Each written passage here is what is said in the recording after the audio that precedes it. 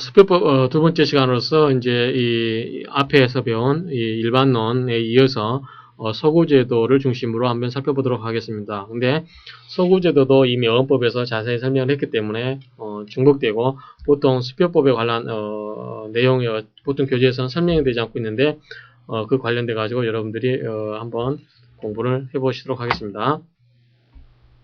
수표도 어음과 같이 이제 먼저 지급 제시와 지급인데, 자 이거는 우리 어음에서 지급 제시는 뭐라고 했죠? 지급을 받기 위해서 자 어음을 보여주는 거, 그게 바로 지급 제시죠. 지급을 해달라고 하는 거, 거기에 보고 지급을 하는 거, 이게 지급 제시와 지급인데, 수표도 어음과 같이 제시증권이다. 그렇죠? 유가증권이기 때문에 다 마찬가지입니다. 수표금의 지급을 청구하기 위해서는 수표 소지인이 지급인에게 지급 제시를 해야 된다라는 거. 다만 수표에는 만기가 있다 없다? 없다. 그렇기 때문에 만기 전 지급이라는 것은 있을 수 없고 또 인수제도가 없으므로 소지인 청구가 없는 경우에 공탁에 관한 규정이 필요 없다라고 하는 점. 내용이 잘 이해 안 되신 분은 어음법에 대해서 한번 어음법에서 공부하시고요. 자, 수표 일람 출급성. 자, 수표는 지급증권이므로 법률상 당연히 일람 출급식으로 되어 있어 발행 후 언제든지 지급 제시가 가능을 합니다.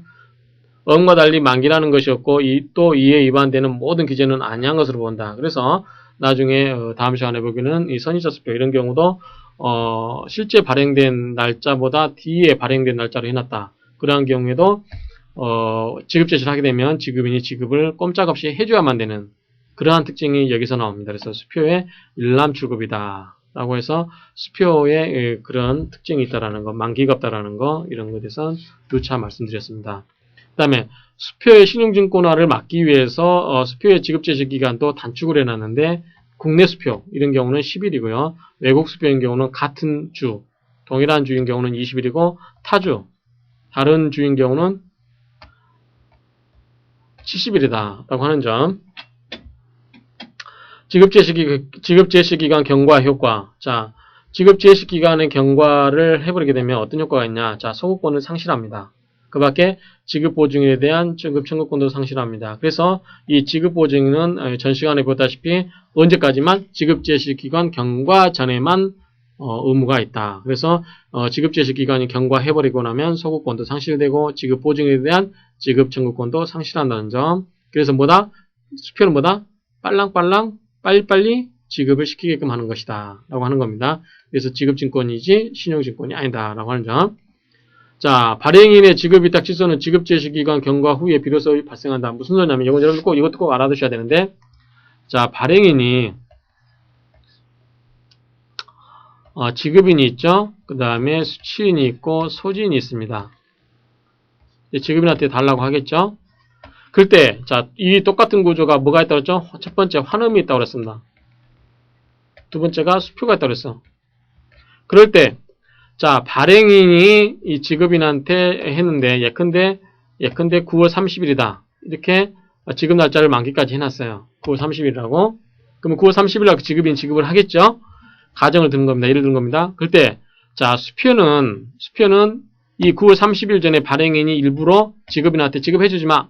수표 소지인이 와서 지급해달라고 해도 지급해주지 마라고 할 수 있다 없다? 없다. 그래서 지급위탁 취소는 불가능하다. 안 된다는 거. 그래서 지급제시기간 경과 후 9월 30일 이후에만 지급위탁 취소를 가능하게 하는 거. 그래서 9월 30일 지난 다음에 지급위탁 발행인이 지급인한테 지급해주지 마라고 하면 이 소지인이 와서 9월 30일 이후에 와서 지급해달라고 하면 이 사람 안 해줘도 되는 겁니다. 그렇지만 예컨대 8월 30일 날 와서 지급해달라고 한다. 그러면 이 사람이 이 사람한테 지급해주지 마라고 할 수 있다 없다? 없다. 왜?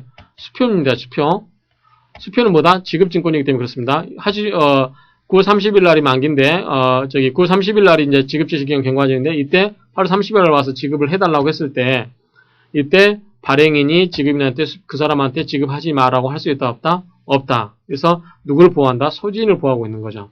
그 말입니다. 그래서 수표의 경우에 있어서 지급위탁 취소는 지급제시기간 경과 후에 비로소 발생한다. 그래서 이때도 지급기간이 경과하기 전이라도 이거를 별도로 취소를 안 하게 되면 지급이 효력이 있는 거죠. 그렇지만 일반적으로 이렇게 하는 반면에서 환호음은 뭐냐면, 자, 환호음에 있어서는 발행인이 지급인한테 이렇게 했을 때 9월 30일이 어떤 데드라인이라고 했을 때 그 전에도 지급위탁 취소를 처리할 수 있을 수 있습니다. 할 수 있습니다. 그래서 이런 경우는 지급이 그 전에 달라고 했을 때 지급을 안 할 수 있습니다. 반면에 수표는 해줘야만 됩니다. 지급제시기간 경과제는 해야 된다. 이러한 점에 있어서 지급위탁 같은 지급위탁 증권이지만 그러한 점에서 차이가 있다. 이 부분도 어음수표법에서 이미 설명을 드렸습니다. 자, 수표 소지인은 소구권을 상실하지만 지급인이 지급해주는 한 수표 수령권을 갖는다. 당연한 거고요. 그 다음에 수표 지급 제시기간 경과로 인해서 수표상의 권리를 잃게 된 수표의 정당한 소지는 이득상환 청구권을 갖는다. 여러분들이 이득상환 청구권도 이미 다 공부를 하셨습니다. 이런 점이 있기 때문에 똑같이 적용이 되는 거고요. 자, 여기 나오네. 지급위탁의 취소. 이게 이제 수표와 환어음에 있어서 굉장히 차이인데, 같은 지급위탁증권이지만 환어음과 수표에 있어서 큰 차이다. 그래서 수표 발행인이 수표를 발행함으로써 지급인에 대해서 일정한 금액의 지급위탁을 철회하는 것이다. 라고 하는 거고, 방법은 의사표시하고 방법은 묻지 않는다. 제시기간 경과 전의 취소는, 할 수 있다, 없다? 금지한다 그랬죠? 수표는 금지한다. 지급제시기간 경과 후의 취소는 가능한 거죠. 이때는 취소할 수 있다. 방금 전에 설명드렸습니다. 자, 지급인의 조사 의무. 이것도 이미 어음법에서 지급과 관련해서 지급인의 조사 의무를 다 공부를 하셨습니다. 자, 지급인의 조사 의무 관련해서 형식적 조사 의무가 있는데, 배서의 연속 여부만 배서의 연속의 정부. 자, 이거 설명을 드렸습니다, 이미. 자, A에서 B, B에서 C, 이렇게 지그재그로 C, D.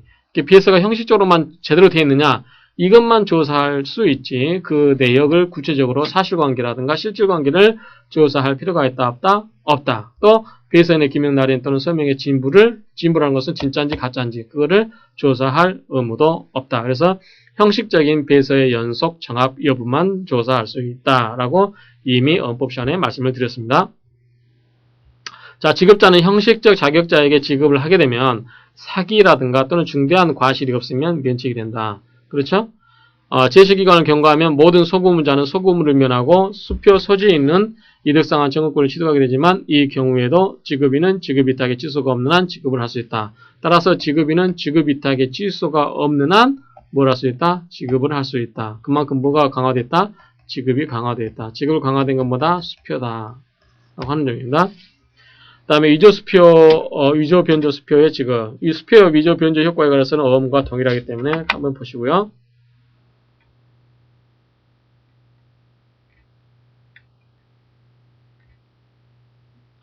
서구라고 하는 것은 이제 우리가 어음에 있어서 만기 전 소구가 있었고 만기 후 소구가 있었죠.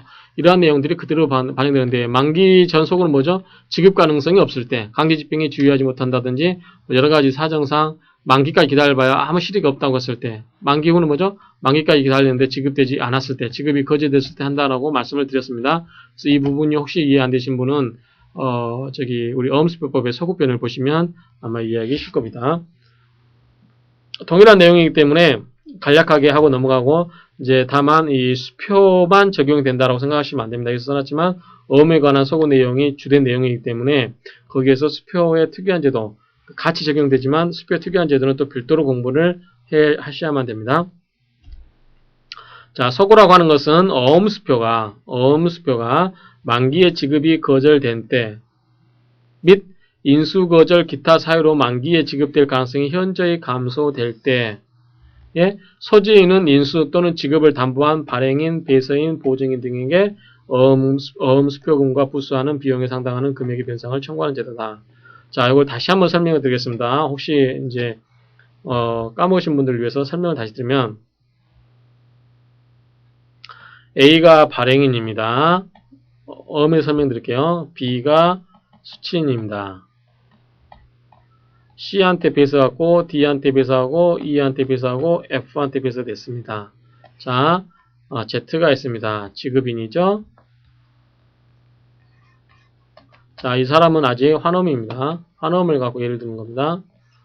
자, 이 사람에 대해서 지급에 대해서 만기에 지급을 할래 안 할래 라고 물어보는 것보다 인수 제시. 그래서 하겠다라는 것보다 인수가 되면서 뭐가 된다? 인수이 된다. 인수이 되면 뭐가 된다? 주체무자가 된다라고 이미 말씀을 드렸습니다. 그러면 자, 이 사람은 이렇게 A로부터 쭉쭉쭉 유통되어 가지고 반대로 가면 반대로 뭐가 갔을까요? 돈이 갔죠. 이렇게는 어음이 왔지만 이렇게는 돈이 갔습니다. 이렇게는 돈이 가고 이렇게는 현재 어음이 왔죠. 이랬을 때 이 F가 자 만기에 돈을 지급인한테 지급해라 라고 했는데 지급이 거절됐어요. 또 만기 전이라도 인수할래 네가 지금 끝까지 책임질래? 만기에 지급 안 하고 버팅기지 않고 끝까지 네가 이것을 책임져 줄래? 라고 하는 게 바로 인수라고 그랬죠. 그랬을 때 이렇게 제시를 했을 때 이 사람이 오케이 하면 괜찮은데 오케이 안 했어요. 나 그거 좀 지급하지 않겠다 라고 했으면 이 사람은 만기까지 기다릴 필요가 없는 거죠. 그래서 이렇게 전전 유통에서 거꾸로 F는 E한테 내가 너한테 받았던 금액에다가 소구금액 플러스 여러 가지 비용들 이런 것이 합친 게 소구금이라고 했죠. 그래서 이러한 모든 비용을 합치고 또 E는 D한테 이런 금액 앞에서 줬던 금액들하고 플러스 또 자기가 추가로 들어간 비용들 이렇게 해서 계속 가면 이렇게 금액이 어떻게 된다? 점점 커진다고 한다. 커진다고 했습니다. 그럴 때 이 사람은 이 B는 이 F에 대해서 소구권을 자진해서 행사할 수 있다 없다? 할 수 있다라고 했습니다. 비약적, 도약적 소구권에서 이미 다 설명을 했습니다. 그래서 이 여러 단계를 거침으로써 들어가는 비용을 어떻게 할 수 있다? 소구 금액을 단축시킬 수 있다라고 말씀을 드렸습니다. 그렇게 됐을 때 이제 이렇게 되는데 자 수표에 있어서는 자 만기가 있습니까? 없습니까? 만기라는 게 없죠. 그래서 수표에는 만기 전 소구라는 게 말이 안 됩니다. 그래서 인수가 있습니까? 없습니까? 없죠. 그래서 수표에서는 인수 빼고 그 다음에 만기 전 소구라고 하는 말 만기 전 소구라는 거 하는 거 이런 말이 이 수표에는 해당 사항이 없다. 그 다음에 자 소구는 누구한테인가 봅시다. 자 소지인 이 사람이 권리자죠. 현재 소지인이 뭐다? 권리자입니다. 권리자죠. 이 사람이 소지인이 누구한테? 자 발행인도 할 수 있죠. 자 발행인은 무슨 소구 의무자?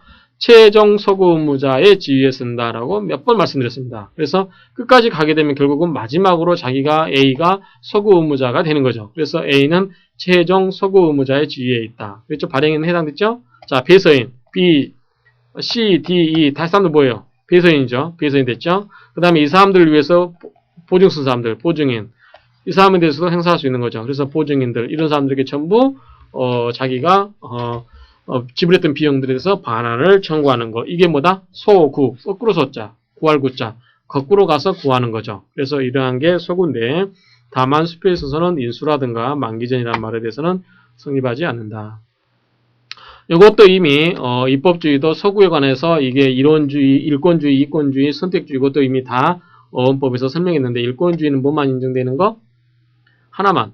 그래서 상환 청구권만, 즉 소구만 인정되는 거고 이권주의는 담보 청구권하고 상환 청구권 두 개를 인정하는 거고 선택은 소지인한테 알아서 선택이 맡기는 거 이렇게 인정되는 건데 입법주의가 그렇다는 것만 이해를 하시면 됩니다. 자, 소구권자는 누구죠? 소지인이죠. 그렇죠? 그 다음에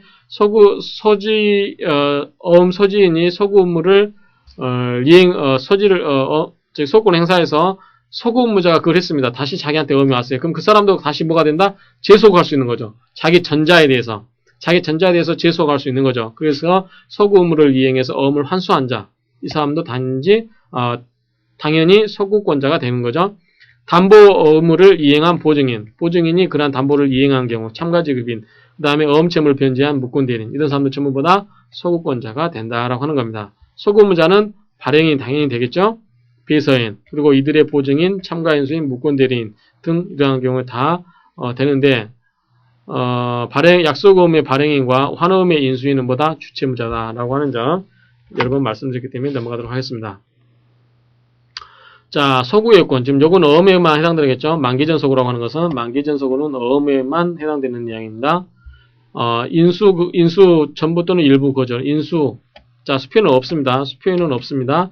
지급인을 파산한 경우, 지급정지, 강제집행에 주의하지 아니한 경우. 자, 만기전 자체가 수표에는 없는 거죠. 인수 제시를 금지한 어음의 발행인의 파산. 형식적 요건은 인수를 제시를 했는데 거절 증서를 작성했다. 인수 제시를 하고 상대방이 그것을 거절했을 때 거절 증서를 작성하고 파산 결정서 제출하든가 제시 또는 거절 증서 작성과 불가항력적인 내용들이 있다. 만기 후는 수표도 가능하겠죠. 왜냐하면 수표는 만기 전이라는 거 없기 때문에 항상 일람 출고하면 바로 그게 만기가 됐다라고 볼 수 있는 거죠. 자, 지급인이라든가 인수인, 발행인. 자, 수표에서는 인수인이었겠죠? 이런 사람들이 지급을 하지 않았다. 형식적 요건은 자, 지급이 거절됐다는 사실을 증명하는 거. 뭐죠? 그게 지급 제시와 지급 거절 증서를 작성을 해야 된다. 재소구.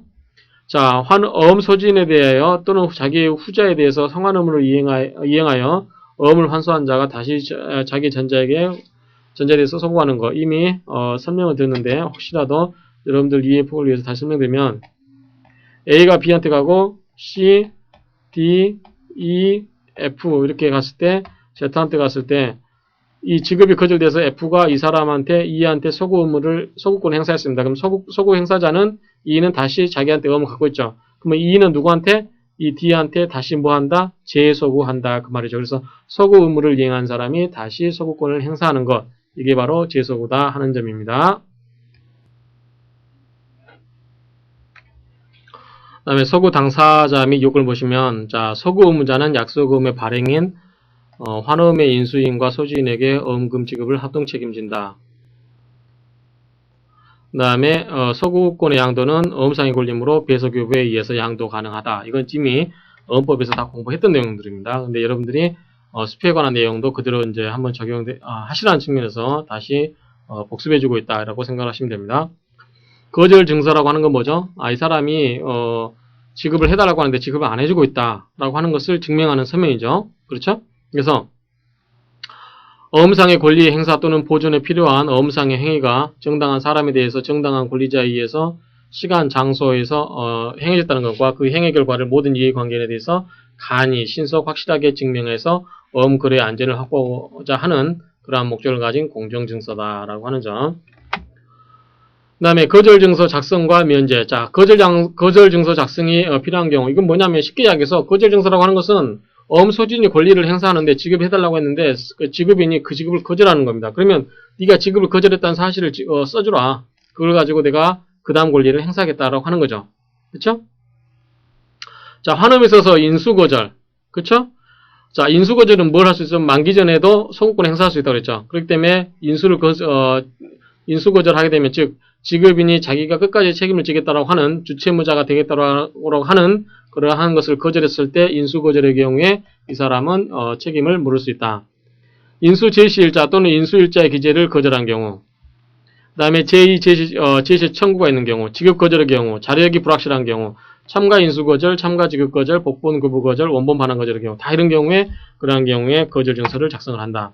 다만 이제 거절증서를 쓸 필요가 없는 경우, 이런 경우는 미리서 그 의사표시를 명백히 되어 있는 경우죠. 그래서 거절증서 작성이 면제되어 있는 경우는 당연히 쓸 필요가 없고, 두 번째, 인수거절 증서를 작성을 이미 시켰어요. 인수거절이라고 하는 것은 뭐죠? 만기 전에 지급인이 지급을 하지 않겠다. 그러면 인수거절 증서를 쓰게 되면 뭐가 있죠? 그것도 만기 전에 소구권을 행사하는 거죠. 그러면 인수거절 증서가 되어 있는데 또 다시 거절 증서를 또 써라 라고 하는 것은 부담이기 때문에 인수거절 증서를 작성시킨 후에 지급거절하는 경우, 이런 경우는 인수거절 증서로서 거절 증서를 가름할 수 있기 때문에 거절 증서를 다시 작성할 필요가 없다라고 하는 점입니다. 자, 거절 증서 작성을 보면 기관은 작성 기관은 어디냐면 공증인, 집달린 또는 합동법률사무소 되고, 작성 장소는 지급 또는 인수를 위한 제시 장소, 작성 기간은 제시 기간이 있는 경우는 그 기간 내, 없는 경우는 만기의 전일까지 돼 있고, 이건 다 이미 공부를 하셨습니다. 작성 방법은 어음 또는 이에 결합한 보전에 하고, 기재사항은 어음 이면에 기재한 사항에 계속하여 이를 기재하고 동일한 어음에 관하여 순차로 수인에게 청구하는 경우는 그 청구에 대해서 일통의 거절증서를 작성함으로써 충분하다. 거절증서 작성의 면제. 환음의 지급인 또는 약소금의 발행인이 어음의 인수 또는 지급을 거절한 경우에 배서인 그 밖의 소구음자에 대해서 소구권 보존의 조건으로서 작성해야 될 거절증서 작성을 면제시키는 것이다. 이럴 때는 무비용 상황. 자, 소구 의무자의 이익을 보호하고 인수 또는 거절증서 사실을 공표를 방지하는 실익이다. 이것도 이미 다 어음법에서 제가 설명을 드렸습니다. 그래서 거절증서 작성을 거절증서를 작성을 해야 되는데 그걸 면제시켜준 이유는, 자, 거절증서를 작성하게 되면 그 떠벌리는 게 되죠. 모든 사람들한테 그거를 알려주는 게 때문에 신용이 추락할 염려가 있기 때문에 그것을 막기 위해서, 즉 공표를 막기 위해서 하는 방법이 있고, 두 번째는 거절증서 작성 비용, 아까 작성기관이 어디였습니까? 공증인, 합동법률사무소 이런 데지 않습니까? 그러면 그 사람들이 공짜로 그걸 해주지는 않잖아요. 그렇기 때문에 거기에 비용이 들어갑니다. 그래서 소구 금액이 늘어나는 이유가 뭐 때문에 그렇다? 이러한 작성 비용이라든가 이자라든가 그런 것 때문에 그렇다라고 말씀을 드렸습니다. 그렇기 때문에 이런 작성 비용들을 굳이 부담시킬 필요가 있겠느냐. 그런 것까지 내가 부담을, 나중에 거절증서 작성 비용까지 내가 내고 싶지 않다. 그럴 때는 내가 거절증서 작성을 면제시켜 주겠다라고 하는 거죠. 그러면 바로 나한테 와서 소구권을 행사하라고 하는 겁니다.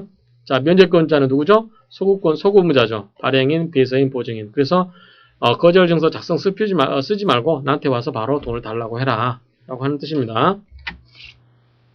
면제 방식은 무비용 상환, 거절증서 불효 등의 문헌을 어음에 기재를 한다. 또 이것도 다 말씀을 드렸기 때문에 한번 보시고요.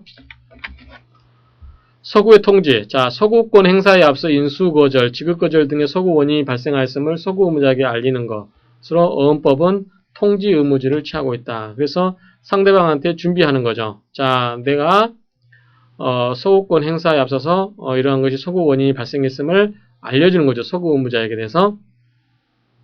인수라든가 지급이 거절됐다.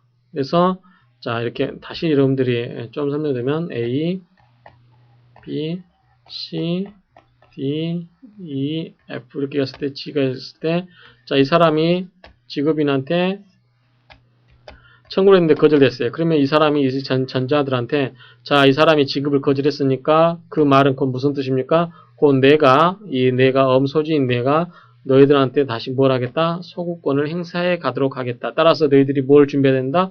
돈을 준비해놔야 된다라고 하는 뜻입니다. 그래서 이 소구 통지라고 하는 것은 그 소구권이 발생했다는 사실을 이 소지인이 소구 의무자에 대해서 이렇게 알려주는 거, 이러한 것이 통지다. 그래서 인수라든가 지급이 거절되는 거. 인수, 자, 만기 전이면 지급인한테 인수할래? 거절되겠습니다. 만기 됐습니다. 돈 내라? 거절됐습니다. 그 다음에 만기 전이라도 이 사람이 파산했다든지 여러 가지 경우에 지급이라든가 인수 이런 사람들이 지급정지를 당했거나 강제 집행이 부주요할 때, 그래서 효력이 없을 것 같은 경우, 그런 그 사업이 망했다든지 여러 가지 이유에 의해서 그 사람에게 자력이 없을 것으로 예상되어지는 경우, 이러한 경우는 소구권을 행사할 수 있기 때문에 통지를 하라는 거죠. 자, 통지 의무자는 누구겠까? 현재 소지인이겠죠. 그 다음에 한번 통지를 받은 배서인이라든가 이런 사람이 되고, 그 다음에 통지 권리자는 통지를 받을 권리자겠죠. 이런 경우는 발행인, 배서인 이들의 보증인이 되겠죠. 기간은 거절증서 작성일에 이은 4거래일 이내에 하고, 무비용 상환 문헌의 기재가 있는 경우는 엄제실에 이은 4거래일 이내에 한다는 거. 통제 방법은 제한이 없다. 따라서 구두로 하든 서민으로 하든 뭐 그것도 상관이 없다. 통지 의무 위반의 효과는 통지를 하지 않더라도 소구권을 잇는 것은 아니며 다만 과실로 인해서 손해가 생긴 때는 어음금액의 한도 내에서 통지를 받을 권리자의 전원에 대해서 손해배상 책임을 진다. 그래서 소구권을 잃지는 않는다. 다만 뭐나 소구를 함에 따라서 여러 가지 비용이 발생되는 거잖아요. 그렇게 해서 그 비용에 관해서 즉 손해를 막을 수 있었는데 그거를 막지 못했다. 그런 경우는 소지인에 대해서 소구 의무자들이 당신이 나한테 미리서 알려주더라면 내가 다른 조치를 취해가지고 그 비용이 증가하지 않았을 텐데 당신이 나한테 알려주지 않았기 때문에 그 비용이 증가됐다. 따라서 그 비용은 당신이 부담해야 된다라고 대항할 수 있는 효력이 있다라고 하는 점입니다. 자, 소구 금액도 이미 다 공부를 하셨습니다. 그래서 금액이 있는 거고 이자의 기재가 있으면 이자, 그 다음에 연 6분의 이율에 의한 만기 후 이자, 그 다음에 거절증서 작성 비용이 방금 말씀드렸죠. 그런 작성 비용, 통지 비용, 뭐가 내용 증명이라든가 그런 비용들이 있죠. 기타 비용이 있습니다. 만기 전 소구 금액도 마찬가지입니다. 다만 할인. 자, 만기 전이기 때문에 만기 후에 이자에 대는 없겠죠. 그 다음에 만기가 있기 때문에 만기 전에 하게 되면 만기까지 자기가 신용을 얻을 수 있는데 그 비용 이자를 실제로 부담하지 않는 것과 동일한 효과가 있는 거죠. 그렇죠? 그럴 때는 할인처럼 이 할인에 의해서 금액이 감해진다라고 하는 점. 다음 재소구 금액은 자 이렇게 F가 E한테 했을 때 E가 다시 D한테 할 수 있는 그 금액. 그러니까 이 사람한테 이 사람이 F가 E한테 했던 금액 전부 플러스해서 또 자기가 또 플러스 추가되는 비용들이 합쳐지겠죠. 그래서 상환 의무를 이행하고 자 E가 F에 대해서 상환 의무를 이행하고 의무를 환수한 자는 그 전자에 대해서 지급한 총 금액, 즉 E가 F한테 지급했던 총 금액, 자 이게 1차 소구 금액이죠. 총 금액에 위 금액에 대한 연 6분의 이율에 의해서, 왜냐하면 시간이 흘렀으니까, 이에서 계산한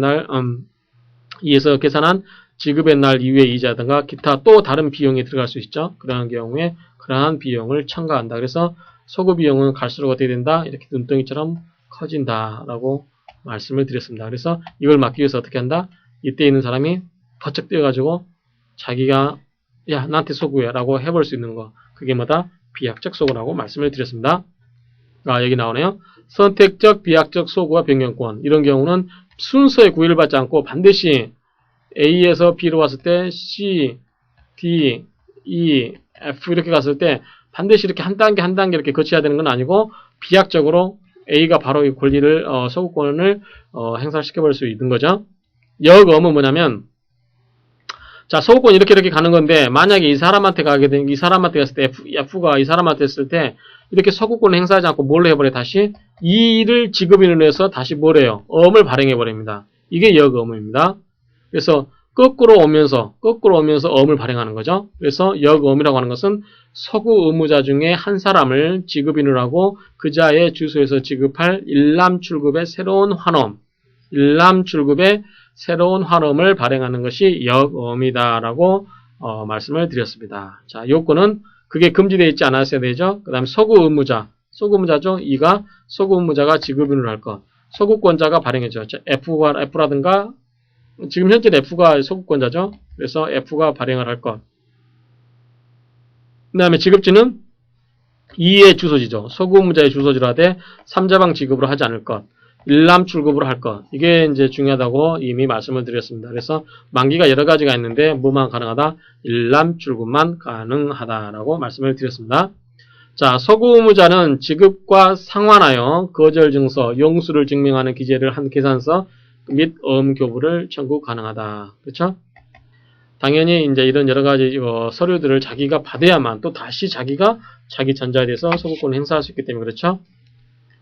자, 상환의 태양한 방법은 자, 상환의 태양 즉 방법이죠. 태양은 방법입니다. 모습 태자에다가 양양자 써서 그렇죠.